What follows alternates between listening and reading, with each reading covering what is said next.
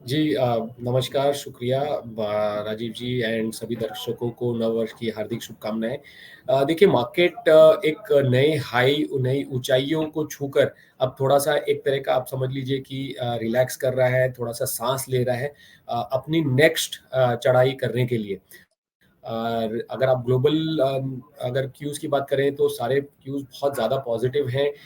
एक जो थोड़ा-सा नेगेटिव हुआ है, जो दिसंबर से लेकर जैन में हुआ है, वो है कि जो पहले दिसंबर में मार्केट ये मान के चल रहा था कि यूएस फेड जो अपने इंटरेस्ट रेट्स कट करेगा, वो मार्च में ही स्टार्ट कर देगा। बट अब वो थोड़ा क्लैरिटी मिल रहा है कि मार्च में नहीं करेगा और आगे जाके शायद मई या जून में पहला इंटरेस्ट रेट कट आए। उसको अगर छोड़ दें तो उसके अलावा इंडिया का जीडीपी ग्रोथ रेट की बात करें तो बहुत ही स्ट्रॉन्ग आ रहा है। इनकम टैक्स कलेक्शन है, जीएसटी कलेक्शन है। मैक्रो फ्रंट पे इंडिया के सभी पैरामीटर्स पे बहुत काफ़ी स्ट्रॉन्ग है।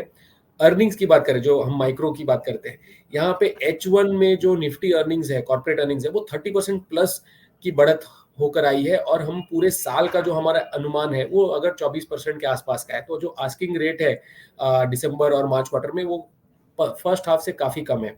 तो इसको देखें तो डेफिनेटली हमें लगता है कि मार्केट्स अगर और जो आगे की अर्निंग्स को अगर हम डिस्काउंट करें तो पीई वाइज मार्केट की पीई थोड़ी सी अभी कम हुई है। जो अक्टूबर 21 में जब फर्स्ट टाइम निफ्टी ने 18-19 हज़ार के आसपास का जो हाई बनाया था, तब निफ्टी का जो 1 ईयर फॉरवर्ड पीई था वो अराउंड 23-24 का था। अब जो हम 22,000 पर भी आ चुके हैं।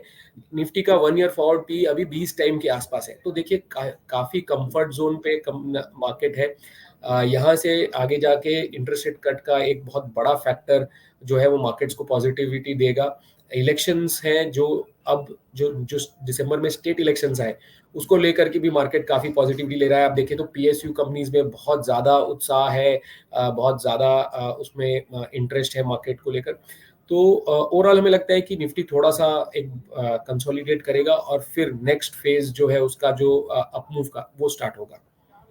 जी, तो फिलहाल अभी अगला जो अप मूव होगा, उससे पहले क्या हमें कुछ नीचे के लेवल देखने के लिए तैयार रहनी चाहिए? या आपको लगता है कि एक शेक ऑफ था और वो निपट चुका है? देखिए, छोटे-छोटे शेक ऑफ थोड़े-थोड़े आ सकते हैं और आना भी चाहिए, बहुत ज़रूरी है मार्केट में। जो हमने लास्ट 2 दिन प्रीवियस जो 2 दिन में देखा, एक शेक ऑफ आया था। ग्लोबली भी थोड़े से हल्के से गिरावट थी और हमारे डोमेस्टिक मार्केट में एक एचडीएफसी बैंक को लेकर एक थोड़ा-सा निराशा हुई, जहाँ पे एफआईआईज़ की काफ़ी सेलिंग आई। 2 दिनों में 10-10 हज़ार करोड़ का सेलिंग आया। उसको देखिए तो डोमेस्टिक फंड्स ने काफ़ी अब्ज़ॉर्ब किया। ये हमने प्रीवियसली भी देखा है। जब एफआई सेलिंग बढ़ता है तो वो जो वोलेटिलिटी को एब्जॉर्व करने के लिए डोमेस्टिक फंड्स, रिटेल इन्वेस्टर्स, इनका पैसा आता है और थोड़ा-सा जो डाउन साइड को प्रोटेक्ट करता है। तो बहुत बड़ा अभी करेक्शन का कोई फैक्टर दिख नहीं रहा है और छोटे-छोटे 2-4 करेक्शंस आए 2-3% के, तो वो मुझे लगता है हेल्दी रहेगा। तो उससे ज़्यादा अभी तो हमें नहीं लगता है कि कोई बड़े करेक्शन की संभावना है। जी, तो फिलहाल कोई बड़े करेक्शन की संभावना नहीं है, लेकिन जैसा आपने एचडीएफसी बैंक का ज़िक्र किया और रिजल्ट सीज़न चल रहा है, लगातार नए रिजल्ट्स आ रहे हैं और उनके हिसाब से मार्केट अलग-अलग तरह का रिएक्शन दे रहा है। जैसे अगर पहले आईटी सेक्टर की बात करें तो रिजल्ट आए, ठंडे आए, उसके बाद बाज़ार में बहुत तेज़ी आ गई उनको लेकर के। उसके बाद एचडीएफसी बैंक के नतीजे आए और उसके बाद भारी पिटाई हुई, ना सिर्फ एचडीएफसी बैंक की बल्कि पूरे सेक्टर की पिटाई हो गई। अब वापस ये थोड़ा रीगेन कर रहा है या थोड़ा सँभलने की कोशिश कर रहा है सेक्टर। या ओरेकल फाइनेंशियल की बात करें तो रिजल्ट ने लगा जैसे उसको अपने पिछले 1.5-2 साल के रेंज से बाहर ऊपर कर लिया। तो ये जो अलग-अलग सेक्टोरल रिजल्ट्स आ रहे हैं उनको देखते हुए अभी मार्केट में इन्वेस्टर्स क्या स्ट्रैटेजी लेकर के चलें, किस तरह से अपना इन्वेस्टमेंट पोज़ीशन करके रखें? ट्रेड हो या इन्वेस्टमेंट हो, दोनों तरीके से अपने आप को पोज़ीशन कैसे रखना है?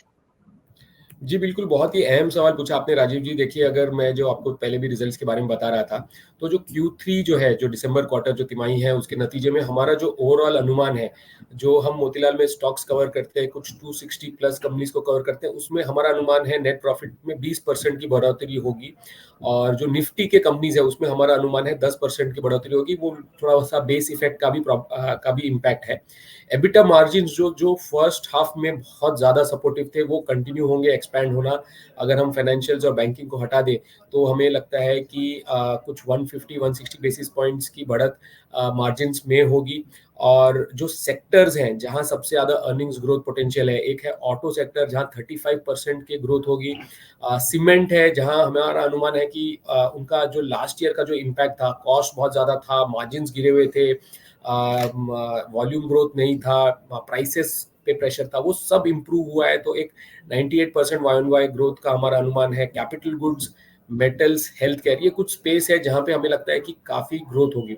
तो अगर आप देखें ना सर, तो एक जो सेक्टर वाइज जो एक पोजीशनिंग है, जो हमें लगता है कि जो पिछले पूरे दशक में जो कुछ सेक्टर्स थे जो काफी अंडर परफॉर्म किए, जैसे कि real estate, capital goods, PSUs, industrial, defence, इनमें काफी अब इंटरेस्ट देखने को मिल रहा है, अर्निंग्स काफी इंप्रूव हुए हैं। और ये एक यहाँ पे हमें लगता है कि थोड़ा पोजीशनिंग और अर्निंग, जैसा हम देख रहे हैं कि कैपिटल गुड स्पेस में एक 32% ग्रोथ का एक्सपेक्टेड है, सीमेंट है ना पे 98% ग्रोथ है, कोर इंडस्ट्रियल्स, पावर, डिफेंस, ये सारे सेक्टर्स में अर्निंग्स ग्रोथ काफी स्ट्रांग रहेंगे और वहां हमारा एक पॉजिटिव व्यू बनता है।